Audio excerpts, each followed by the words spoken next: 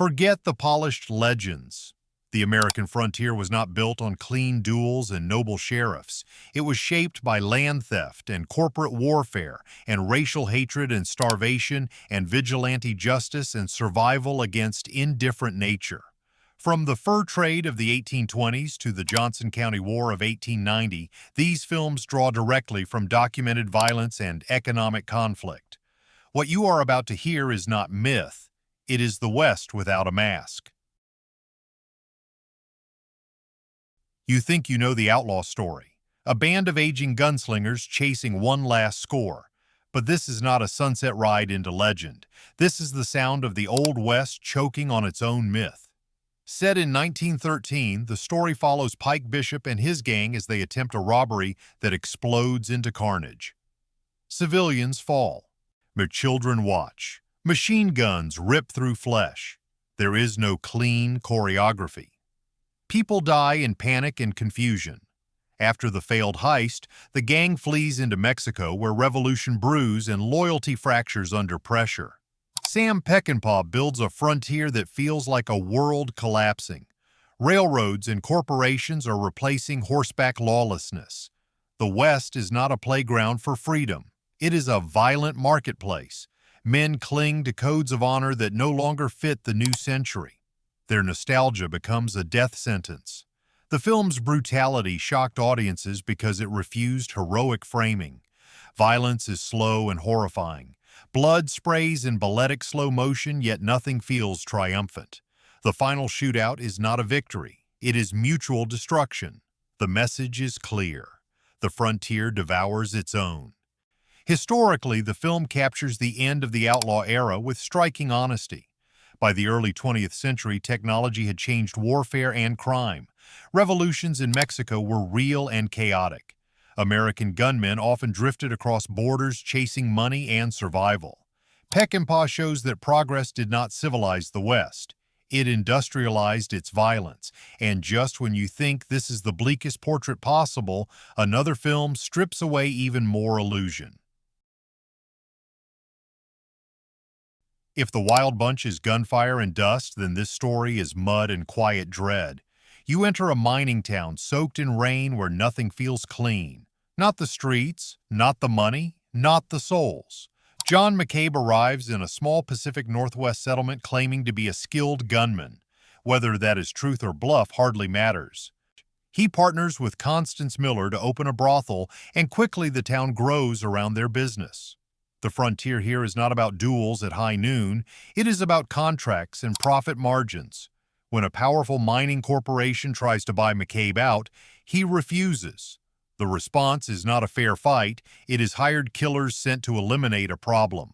McCabe's final gunfight is clumsy and desperate. He hides in snow. He bleeds alone. There is no cheering crowd. Civilization watches and looks away. Robert Altman strips the West of glamour. Buildings look temporary. People cough through damp winters. Survival depends on business. Savvy, not draw speed. The real weapon is capital. The frontier becomes a prototype for modern corporate expansion where law bends toward whoever owns the land. Historically, the film is grounded in the economic reality of boomtowns. Mining settlements often formed around brothels and saloons. Large companies swallowed independent operators without mercy. Gunfights were rarely graceful contests. They were messy ambushes fought in fear.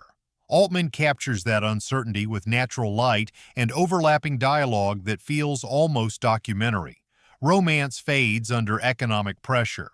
Even love cannot survive unchecked greed. The West here is not conquered by bravery. It is absorbed by industry. And just when you believe brutality belongs only to bullets and contracts, another frontier story reveals violence carved into the human spirit itself. This is not the Jesse James of dime novels. This is a tired man haunted by his own legend. The film opens in silence. Snow falls. A train robbery unfolds with dread instead of excitement.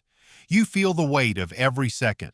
The story follows Jesse James in the final months of his life and the young admirer who will betray him. Robert Ford idolizes Jesse. He studies him. He rehearses conversations in his head. What begins as worship curdles into resentment. Josey senses danger everywhere. He questions friends. He isolates himself. Fame becomes a prison. The brutality here is psychological. There are gunshots, but the true violence is paranoia. Josey knows the myth around him has grown larger than the man. That myth traps him. He cannot live quietly because the world demands a legend. The frontier becomes a stage where everyone performs survival. When Ford finally shoots Josey, it is not heroic. It is awkward and sorrowful. The assassination feels small compared to the myth that follows. Ford spends the rest of his life chased by scorn and self-doubt. The film exposes how frontier violence was often tangled with ego and notoriety. Historically, the portrayal aligns closely with documented events. Jesse James was both criminal and folk hero. Newspapers inflated his exploits. Betrayal by Robert Ford did occur in a domestic setting rather than a dramatic duel. The film emphasizes how media shaped outlaw mythology even in the 19th century. This is a West defined by insecurity, a land where reputation can be more lethal than any revolver. And just when you think nothing can dismantle the cowboy myth further, another film steps forward and shatters it from within. Clint Eastwood once embodied the silent gunslinger, and here he dismantles that image piece by piece. William Money is no shining hero. He is a widower, a failed farmer, a former killer trying to bury his past in dirt and regret. When a group of prostitutes offer a bounty for men who disfigured one of their own, Money reluctantly takes the job. He is joined by an old partner and a young braggart who romanticizes killing. Their journey exposes how easily stories distort truth. The local sheriff enforces order with cruelty. He beats suspects in public. He believes violence belongs only to the badge. The gunfights are brief and terrifying. No one fires with grace. Men panic. They miss. They cry for water as they die. Killing is not an act of honor. It leaves scars that never fade. Money drinks again. The monster he once was resurfaces. The film attacks the myth that the frontier was cleaned up by noble lawmen. It shows that authority could be as ruthless as any outlaw. Revenge spreads suffering rather than justice. When Money finally unleashes his rage, it is not triumphant. It is tragic inevitability. Historically, the film mirrors the disorder of frontier towns where law was inconsistent and reputations exaggerated. Many so-called legends were shaped by journalists hungry for drama. Violence was rarely romantic. It was chaotic and deeply personal. Unforgiven leaves you unsettled. It forces you to question every Western tale you were told. Yet the frontier's brutality does not end here. There are landscapes even harsher and truths even colder waiting ahead. This frontier does not begin with a duel, it begins with a deal. In the scorching Australian outback of the 1880s, a captured outlaw named Charlie Burns is given a choice by a British officer. Hunt down and kill your older brother, or watch your younger brother hang. Law speaks softly, yet carries cruelty in its logic. The landscape feels endless and merciless. Heat shimmers across the horizon. Flies gather on wounds. Civilization appears in the form of a fragile homestead where tea is poured while violence brews just outside the door. The British authorities claim they are bringing order to a savage land, yet their methods are no less savage. Whippings echo through jails. Prisoners are displayed as warnings. Charlie rides into this wilderness torn between blood loyalty and survival. His brother Arthur is not a misunderstood rogue. He is monstrous and unhinged. The frontier here breeds extremity. Isolation erodes empathy. The film refuses comfort. Every act of brutality ripples outward and stains the fragile idea of law. Historically, the portrayal reflects the harsh realities of colonial expansion. Indigenous populations in Australia suffered displacement and violence under British rule. Law enforcement often operated with brutality masked as civilization. The outback was a place where communication was slow and authority stretched thin. Survival demanded hard decisions that rarely aligned with morality. What makes this story powerful is its moral tension. There is no shining hero. The officer believes in order yet condones cruelty. Charlie commits violence to prevent violence. The desert swallows certainty. By the end, you realize the frontier is not redeemed by law. It is scarred by it. Just when you think the West cannot feel more spiritually barren, another journey begins across an even stranger landscape. Imagine the West not as a place of conquest, but as a fever dream. A wounded accountant named William Blake boards a train heading toward opportunity. What he finds instead is decay. Factories cough smoke, workers stare blankly. The promise of prosperity is hollow. After a misunderstanding leads to gunfire, Blake is injured and forced to flee into the wilderness. He encounters a Native American guide who believes Blake to be the reincarnation of a poet. Their journey becomes surreal. Violence erupts suddenly and without ceremony. Bounty hunters pursue Blake with casual cruelty. Racism hangs heavy in every interaction. This is not a Western driven by clear morality. It feels like a slow meditation on death. The frontier is shown as a machine that consumes individuals. Towns are bleak, forests are indifferent. Blake drifts toward his fate rather than fighting destiny. Historically, the film captures the industrial encroachment that marked the late 19th century. Railroads expanded rapidly. Company towns rose and fell. Indigenous cultures were marginalized and displaced. While the narrative is stylized, its depiction of racial tension and economic exploitation reflects documented patterns of the era. Director Jim Jarmusch strips away mythic color and replaces it with stark black and white imagery. The absence of traditional Western music intensifies the alienation. The journey becomes spiritual rather than heroic. Each encounter underscores how fragile life was in territories where law remained distant. By the time Blake approaches the ocean, the West feels less like a land of promise and more like a passage into oblivion. And yet there is still another frontier where survival itself becomes the only law and nature proves more brutal than any outlaw.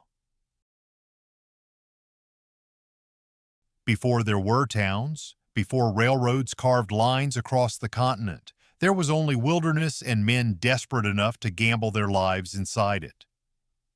The story follows Hugh Glass, a frontiersman and fur trapper in the 1820s, who joins an expedition deep in uncharted territory.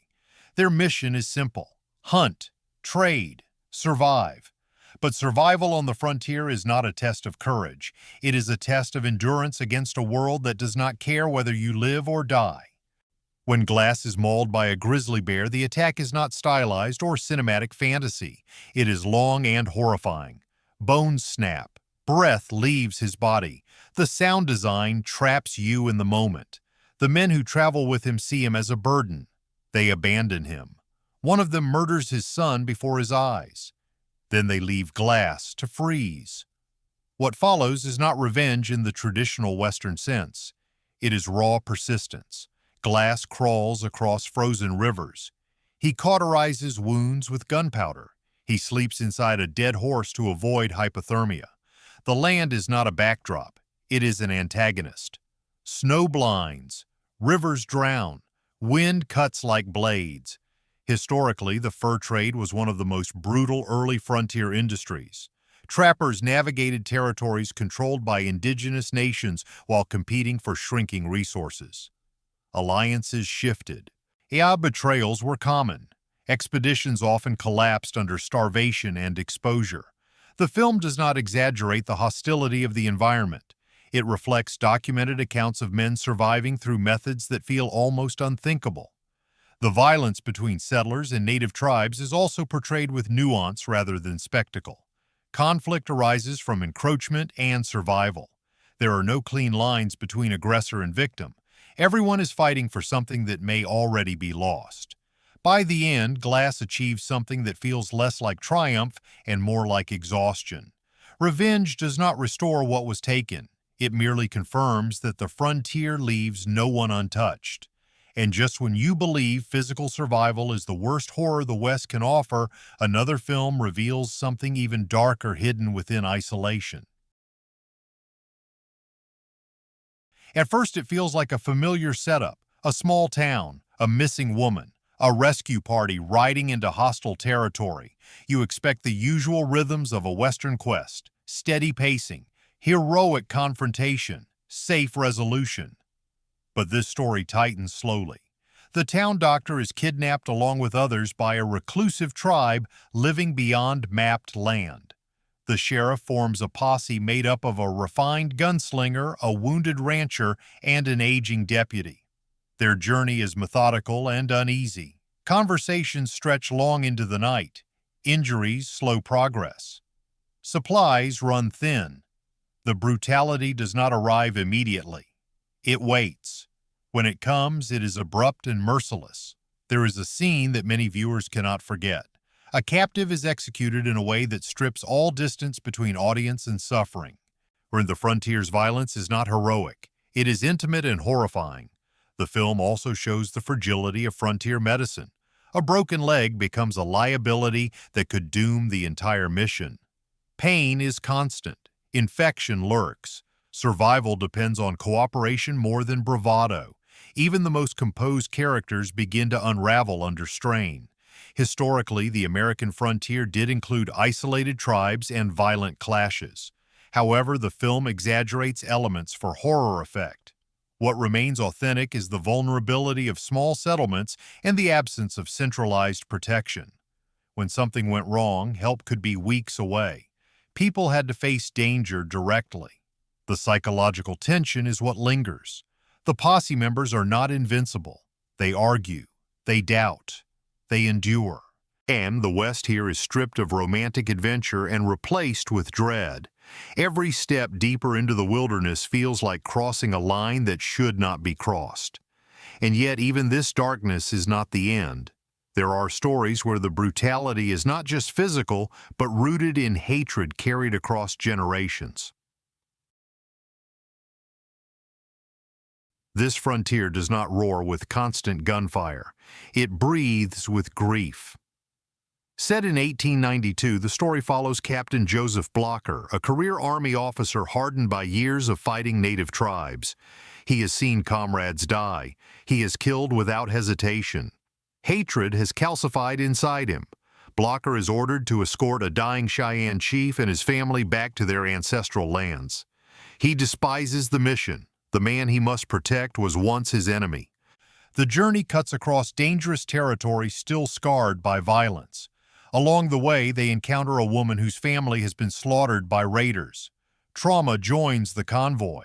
Every mile exposes fresh wounds. The brutality here is not stylized. It is abrupt and shocking. An ambush erupts without warning. Gunshots tear through the quiet. Children are not spared. The aftermath is heavy with silence rather than triumph. The film lingers on the psychological cost of killing. Soldiers stare into nothing. Survivors tremble. The frontier has carved something out of them that cannot be restored. Historically, the late 19th century was marked by forced relocations of native tribes and relentless military campaigns. Officers like Blocker existed. They were shaped by policies that treated indigenous nations as obstacles. The film does not simplify this conflict into heroes and villains. It presents hatred as learned and capable of erosion. As the journey progresses, Blocker begins to confront his own prejudice. The landscape becomes a mirror for his inner war. The realism lies in its refusal to sanitize history. The United States government did transport prisoners across hostile terrain. Settlers and tribes both suffered losses. Revenge cycles perpetuated violence long after official battles ended. Hostiles captures that exhaustion. By the end, there is no grand speech about reconciliation. There is only a quiet recognition that survival requires confronting pain rather than glorifying it. The West emerges not as a land of destiny, but as a graveyard of unresolved conflict. Yet the frontier's brutality can also be found in stories of guerrilla vengeance and broken families struggling to exist after civil war. The war has ended on paper, but not in spirit. Josey Wales begins as a Missouri farmer whose family is murdered by Union militants during the Civil War. Grief turns him into a Confederate guerrilla. When the Confederacy collapses, he refuses to surrender. The frontier becomes his refuge and his battleground. The film follows Josey as he drifts west, pursued by bounty hunters and former enemies. Along the way, he gathers unlikely companions, a young native woman, an elderly Cherokee man, a group of settlers seeking protection. What begins as revenge gradually shifts into reluctant guardianship. The violence is steady and personal. Gunfights happen at close range. Men fire from doorways and behind wagons. There is no spectacle. Every bullet carries consequence. Josey survives because he is faster and more cautious. But survival does not erase loss. His haunted expression suggests a man who understands that revenge cannot rebuild what was burned. Historically, the period after the Civil War was chaotic, especially in border states like Missouri. Guerrilla warfare left communities fractured. Former soldiers often turned to outlaw life because reintegration was impossible. The film reflects this instability. Law enforcement in newly settled territories was inconsistent. Personal vendettas filled the vacuum. What elevates the story is its recognition that alliances on the frontier often crossed cultural lines out of necessity. Indigenous tribes were displaced. Southern veterans were hunted. Settlers sought safety wherever they could find it. The West became a mosaic of wounded survivors. By the final scenes, Josey stands not as a mythic hero, but as a man trying to build fragile peace in a violent world. The message lingers. The frontier did not cleanse sins, it carried them westward, and still there are harsher landscapes ahead where even the hope of survival is extinguished without mercy. This frontier is frozen, not just in climate, but in morality. Snow buries the landscape of Utah in the late 1800s. Hunger drives men to theft. Poverty turns survival into crime, and bounty hunters circle like vultures. The story centers on a mute gunslinger known only as Silence. He protects desperate settlers who have turned outlaw because winter has left them starving. Opposing him is Loco, a bounty hunter who thrives on legal murder. Loco does not hide behind villainy. He hides behind the law. Warrants justify bullets. The poor become targets with price tags attached. What unfolds is not a conventional duel between good and evil. It is a study of exploitation. The bounty system incentivizes killing rather than justice. Silence shoots to wound because he follows a personal code. Loco kills because it pays. The lawman assigned to maintain order is indecisive and easily manipulated. Authority bends toward profit. The violence feels abrupt and merciless. Gunfights erupt in blinding snow. Blood stains white ground. There is no romantic showdown at high noon. The final confrontation shatters expectations in a way that still unsettles audiences decades later. Justice fails. Brutality wins. Historically, bounty hunting was indeed part of frontier justice, especially in territories where jails were sparse. Economic hardship pushed many settlers into crime during harsh winters. The film captures how loosely structured law enforcement could be exploited. Corruption and financial incentive often influenced who was pursued and who was protected. Directed by Sergio Corbucci during a time of political unrest in Europe, the film channels cynicism toward institutions. It strips the Western of its heroic core and replaces it with fatalism. The West becomes a machine that crushes the vulnerable while rewarding ruthlessness. When the credits roll, you are left in stunned silence. The frontier does not promise fairness. It does not guarantee redemption. It offers only consequence. And yet even beyond snowbound despair, another kind of brutality waits in the vast open desert where families search for direction and find only doubt. There are no epic battles here, no celebrated outlaws, just families moving slowly across an unforgiving landscape in 1845. Wagons creak through dust. Water runs low. Maps are unreliable. The threat is not a gunman. It is misjudgment. The settlers follow Stephen Meek, a mountain man who claims to know a shortcut through the Oregon Territory. Confidence radiates from him at first. Stories of adventure fill the air, but as days stretch into weeks, doubt begins to creep in. Landmarks fail to appear. Rivers vanish. The horizon repeats itself. The film focuses on women whose faces register quiet fear while men argue about pride. Supplies dwindle. Livestock weaken. Silence grows heavy. The brutality here is psychological and environmental. Dehydration makes tempers flare. Decisions carry life or death weight. When a Native American man is captured, suspicion divides the group. Is he a threat or a guide? Language barriers heighten tension. Trust becomes scarce. The settlers must decide whether to cling to Meek's fading authority or risk placing faith in someone they do not understand.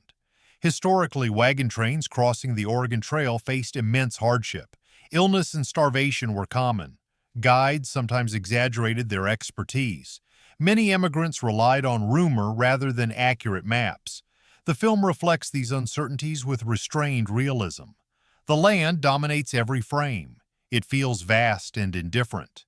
No cavalry appears on the horizon. No dramatic rescue arrives. But the West here is not a stage for conquest.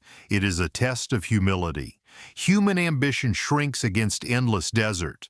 By the final moments, answers remain uncertain. Survival depends less on heroism and more on adaptability. The frontier reveals itself as a place where confidence can kill and silence can speak louder than gunfire. But the brutality of the West was not only about isolation, it was also shaped by class war and corporate power ready to spill blood for control. The frontier is often sold as a land of equal opportunity. This story exposes that promise as illusion. Set during the Johnson County War of 1890 in Wyoming, the film follows immigrant settlers caught between wealthy cattle barons and hired guns. James Averill is a marshal educated back east, yet rooted in the West. He witnesses how powerful ranchers compile death lists targeting small farmers accused of rustling. These settlers are not glamorous outlaws. Many are Eastern European immigrants struggling to survive harsh winters and unforgiving land. Their crime is poverty. The brutality unfolds slowly. Meetings in grand halls contrast with muddy fields where gunmen assemble. The Cattle Association does not act in secret. It operates with confidence that money protects them. Mercenaries are recruited to eliminate anyone on the blacklist. Law becomes secondary to influence. When violence erupts, it feels chaotic and overwhelming. Gunfire tears through cabins. Immigrants fight back with desperation rather than training. Smoke blankets the valley.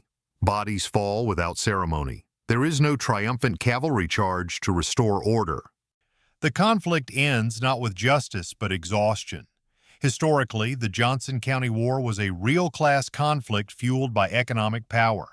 Large ranch owners accused small settlers of theft and used political connections to justify armed intervention. Federal troops eventually intervened, yet few powerful figures faced consequence. The film captures this imbalance with operatic scale. Michael Cimino presents the West as a battleground of class rather than lone gunmen.